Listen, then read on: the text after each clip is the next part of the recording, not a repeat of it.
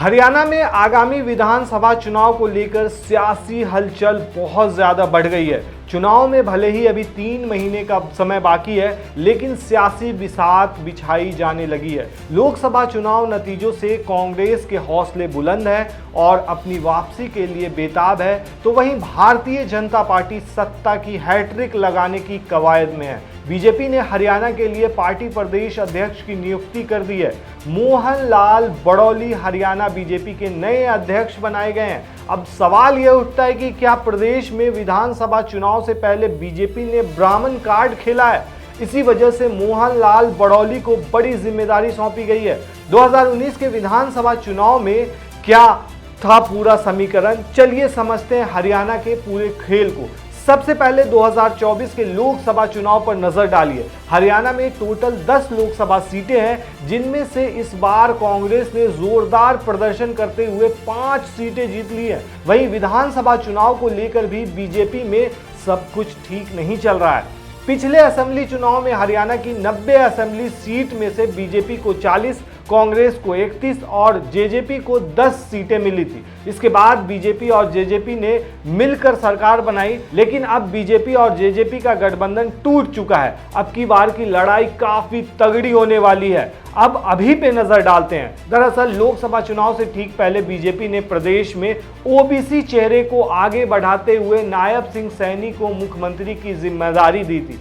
अब पार्टी ने ब्राह्मण कार्ड खेलते हुए बड़ौली को हरियाणा का अध्यक्ष बनाया है। हरियाणा में इन दोनों समुदायों को मिलाकर कुल करीब 35% वोटर्स हैं। पहले बीजेपी प्रदेश अध्यक्ष की जिम्मेदारी नायब सिंह सैनी के पास ही थी। बड़ौली का जो जन्म है वो 1963 में सोनीपत जिले के एक गांव में हुआ था। उनके पिता पंडित कालीराम कौशिक विख्यात कवि थे। मोहनलाल बड़ौली पेशे से किसान भी हैं और कपड़े के व्यापारी भी रहे। मोहनलाल बड़ौली साल 1989 में राष्ट्रीय स्वयं सेवक यानी आरएसएस से जुड़े थे। साल 1995 में वो बीजेपी में आ गए और उन्हें मुरथल का अध्यक्ष भी बनाया गया था। पंडित मोहनलाल बड़ौली साल 2021 में हरियाणा बीजेपी में प्रदेश महामंत्री बने।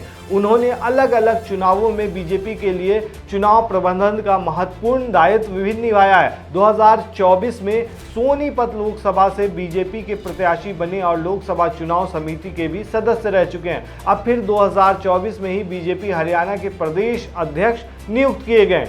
वहीं दूसरी तरफ देखा जाए तो राहुल गांधी के नेतृत्व में इंडिया गठबंधन लगातार अच्छा प्रदर्शन करता हुआ जा रहा है। इंडिया गठबंधन जो है उसका जो प्रदर्शन है लोकसभा चुनाव में भी देखा गया है, काफी ज्यादा सुधरा है। देखा जाए तो जिस तरीके से 2019 के चुनाव में प्रधानमंत्री मोदी ने 400 पार का नारा दिया था, लेकिन जब रिजल्ट आया तो बीजेपी महज 240 सीट पर सिमट गई। वहीं कांग्रेस जो है वो 99 सीट लेकर के आई। तो ऐसे में कहीं ना कहीं राहुल गांधी का हौसला भी बुलंद है, यानी कि कांग्रेस का हौसला बुलंद है। और इंडिया गठबंधन में जो 2 पार्टी है, खास करके आम आदमी पार्टी और कांग्रेस, ये दोनों अगर मिल करके हरियाणा में चुनाव लड़ती है तो बीजेपी का सुपड़ा साफ हो जाता है। वहीं अगर अलायंस इन दोनों का हरियाणा में नहीं हो पाता है, तब फिर ये बीजेपी के लिए काफी राह आसान हो जाएगी हैट्रिक लगाने की हरियाणा में।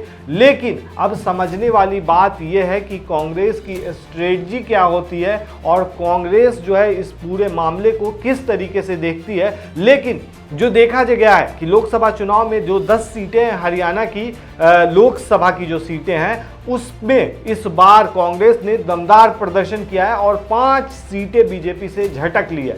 तो ऐसे में सिनारियो बिल्कुल बदल गया है। कांग्रेस के भी हौसले काफी ज्यादा बुलंद है और माना यह भी जा रहा है कि इस बार बदलाव भी हो सकता है। तो दोस्तों, आपको क्या लगता है कि इस बार हरियाणा में किसकी सरकार बनने जा रही है? हमें कमेंट में जरूर बताएं। शुक्रिया।